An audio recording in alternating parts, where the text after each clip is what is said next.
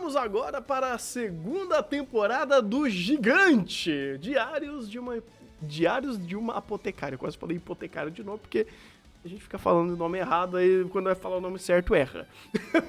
Então, aqui temos a continuação de uma primeira temporada que já era excelente e ficou melhor ainda, porque assim como o Apotecária sabe fazer muito bem, que é colocar contexto sobre contexto, personagem sobre personagem, informação sobre informação. Então a gente continua aqui vendo da perspectiva, muitas das vezes, da Mal, coisas que acontecem, as fofocas internas do Palácio Real, e aqui como tudo isso vai escalonando. Essa temporada, ela continua muito naquela estrutura de pequenos arcos que um vai conectando ao outro em alguns eventos maiores, e aqui, de fato, acontece esse escalonamento, porque a gente tem todos os fatores internos e pequenos detalhes que vai acontecendo do cotidiano, que se torna literalmente numa guerra, né? Ou num caso isolado ali, que precisa ser resolvido por um dos estrategistas do Imperador.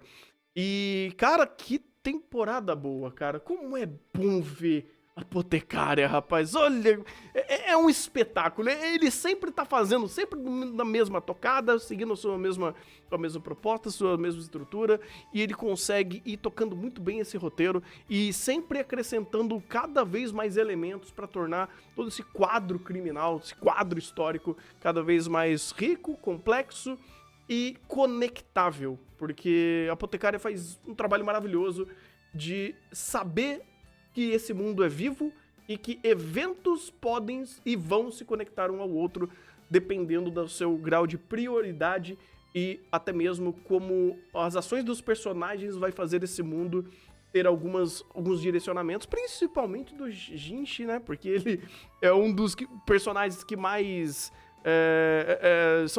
uma das engrenagens que mais faz as coisas se moverem aqui.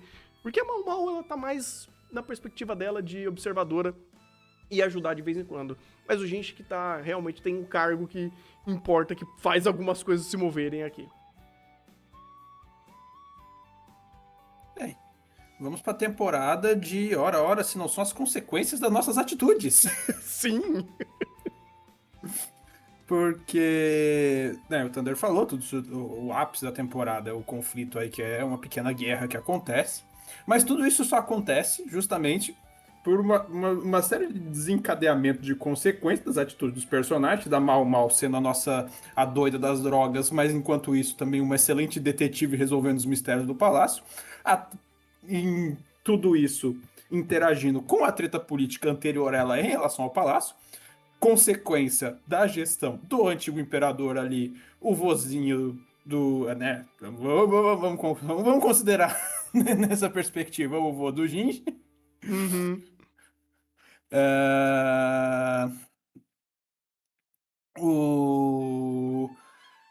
E também, né, as próprias atitudes do Jinji, né, na sua posição ali no Harém Imperial, mas também não tão bem assim, né?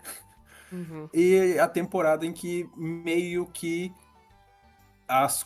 tudo que a gente já vinha desenvolvendo da temporada anterior em relação às tramas políticas, a interação da Mal nas suas investigações ali, interagindo com a trama política, resolvendo coisas, mexendo no vespeiro e forçando determinados personagens a tomar atitude, ou a pelo menos chegar num ponto insustentável que alguma atitude tem que ser tomada, principalmente em relação ao Jinji, mas não só a ele, em relação a outra personagem, a...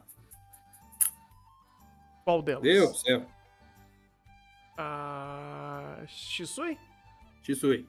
Ah, Shisui? Eu não sempre sei. confundo, a Shisui e a... Quem exatamente? É porque os nomes é realmente difícil. Sim, a Suirei e a Shisui, eu sempre confundo. Isso, Suirei é a mais velha, né? A Shisui é Então a Shisui. mais nova. A Shisui.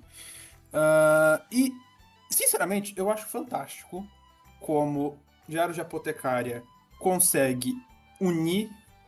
Enquanto o Thunder falou, ele faz o dele. Ele vai. Os personagens estão dentro do seu ponto, dentro da sua premissa de ações, dentro dos seus universos.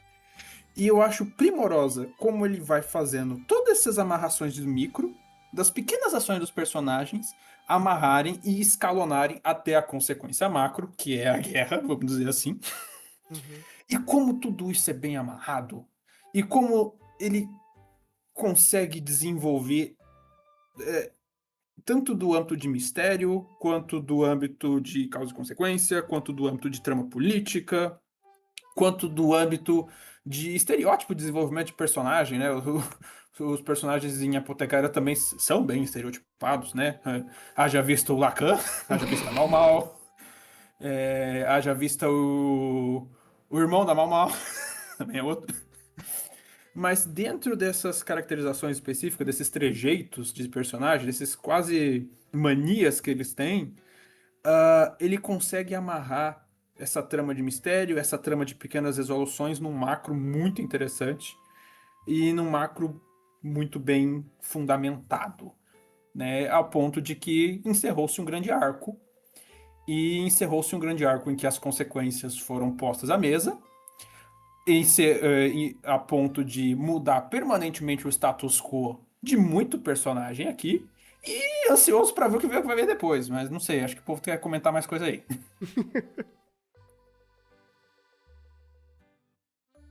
Então, porque, assim, fazia tempo que eu não tinha um feeling de Fullmetal, assim.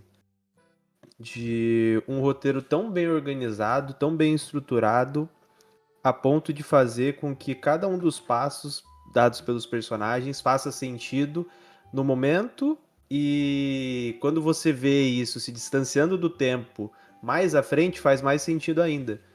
E você vai construindo isso de forma a detalhar isso como episódios episódicos e conectando com uma narrativa linear. É algo que eu acho fantástico e eu acho muito, muito difícil você conseguir fazer isso, alinhar os dois, conectar, dar as respostas em momentos posteriores e dar um significado ainda para o momento atual.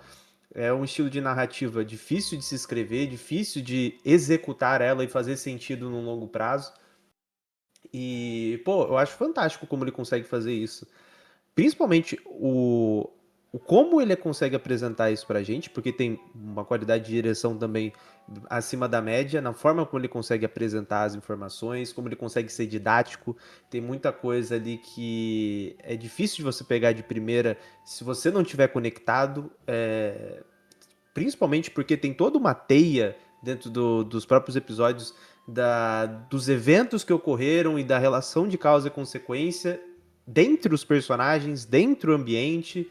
Então, é bastante informação, ele é muito rico de contexto, então é complicado para uma obra se sustentar dentro desse sentido, porque ela começa a se tornar maçante. E a última coisa que a Apotecária é maçante, ela é instigante, que é justamente o contrário, ela consegue te instigar a ficar em cima, a querer saber mais, a querer entender melhor sobre o contexto do mundo e dos personagens. E também sabe dar palco pros personagens, ele sabe tirar personagens de cena e colocar outros em determinados momentos. E é uma sabedoria de escrita de roteiro, de como apresenta essas informações, que a nossa absorção da narrativa só tende a ser positiva. E ainda mais numa segunda temporada que já deu esse tempo, já deu contexto sobre os personagens, sobre o próprio mundo, facilita, né? Faz com que chegue o momento de clímax. E aqui ele consegue ser muito, muito, muito, muito, muito certeiro nesse clímax. A forma como ele consegue dosar os personagens, dosar os conflitos, saber usar muito bem a perspectiva dos personagens. Quando você não tem informação e quando você tem, você começa a entender e essa empatia faz com que se sustente. Acho que aqui só tem todos os personagens têm algum tom de cinza. Tem uma personagem específica que não tem tanto, mas até ela tem um momento dela para refletir mais. Então é um roteiro muito bem amarrado, muito inteligente, e eu acho que vai demorar para a gente ver uma obra com uma qualidade nesse aspecto, nesse tipo de estrutura narrativa, sabe? É algo que aparece de tempos em tempos. Pois é, cara, o entendimento espacial do roteiro aqui é bizarro. Eu, inclusive, gostei com a referência a Fullmetal, porque a Apotecária, ele pode se dar o luxo de fazer side quests. Em Fullmetal, é tudo main quest, sabe? Não tem tempo de respiro. E a Apotecária, ele se pode e se permite fazer isso porque não existe um grande problema a ser resolvido. é o dia a dia, o cotidiano, são situações que é do próprio movimento pessoal de certos personagens que apenas estão vivendo ali e com algumas escolhas mundanas e até mesmo escolhas maiores e situações de macro, onde existem envolvimentos políticos, tramas políticas acontecendo, interesses, comércio e isso rodando de fato. E muitas vezes a gente não tem essa percepção ou pelo fato de Apotecária utilizar dentro do seu roteiro uma estrutura de mistério, quando ele quer desenvolver isso, e os pontos vão se ligando de forma mundana até chegar num grande arco, é espetacular. Inclusive, ele faz isso muito bem a um ponto de, tô tendo um episódio de respiro, tô tendo um episódio de contar historinhas de terror, vamos explorar o contexto de banho desse lugar. Vamos explicar. Eu gosto muito quando ele sai dessas premissas. Pô, não temos nada pra fazer. Vamos apenas vivenciar um dia aqui. Vamos explicar a metodologia de como a gente vive nesse mundo. Como é o ambiente. Como funciona determinada comida. Como funciona determinado aspecto cultural. E isso vai encaminhando sempre a passos bem pensados para algo que se torna maior. Então, uma side quest de tomar banho, onde a Xiaolan tá preocupada do fato do contrato dela tá acabando, ela precisa contato, aí você vem a Mau Mau e a Shisui ajudando ela nesse processo. Pô, você precisa de tal habilidade, você precisa falar com tal pessoa, e você vai se envolvendo numa situação mundana que vai crescendo e você fala, nossa, eu não percebi e eu já caí de cabeça num problema muito maior. Ou peguei uma informação extremamente importante.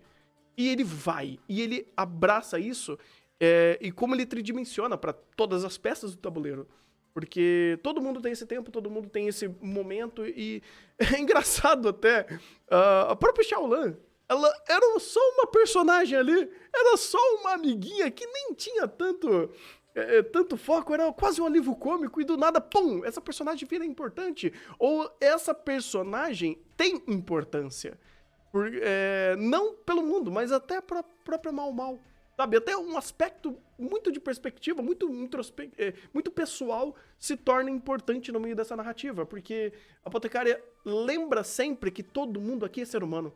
Todo mundo tem sentimento, todo mundo comete erros, acertos, preferências, algumas absurdas, algumas muito absurdas, mas todo mundo no final do dia é humano. E é muito sobre essa relação humana dentro desse contexto de mundo, desse contexto histórico, dentro desse contexto cultural. Ai, meu Deus, desse contexto cultural.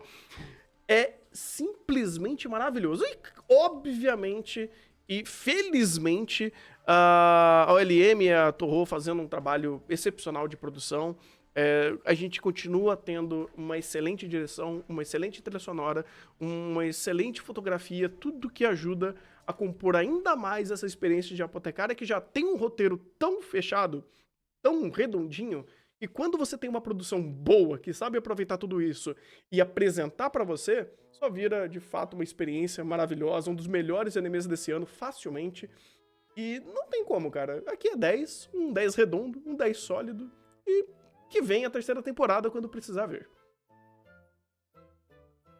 De fato, 10. De fato, o Igor foi brilhante na comparação com o Fullmetal. Ansioso e, de fato, fantástico como você tem um roteiro que interliga macro e micro, né? O Thunder e o Igor falaram essas pequenas coisas do dia a dia de forma sensacional, sem ficar maçante, dando tanto o desenvolvimento da história principal, né, da main quest, através de pequenas coisinhas do dia a dia que são super interessantes, que são as side quests diárias, o banho, ou alguma coisinha pequena que aconteceu ali no palácio, uma questão ali de rosa, da mariposa, sei lá, pequena coisinha, e com esses pequenos casozinhos do dia a dia, ele vai construindo toda uma trama muito maior, fazendo do micro pro macro de uma forma muito, muito sensacional, muito engenhosa, muito, muito bem feita. Assim, só uns dos 10 mais redondos que eu já dei.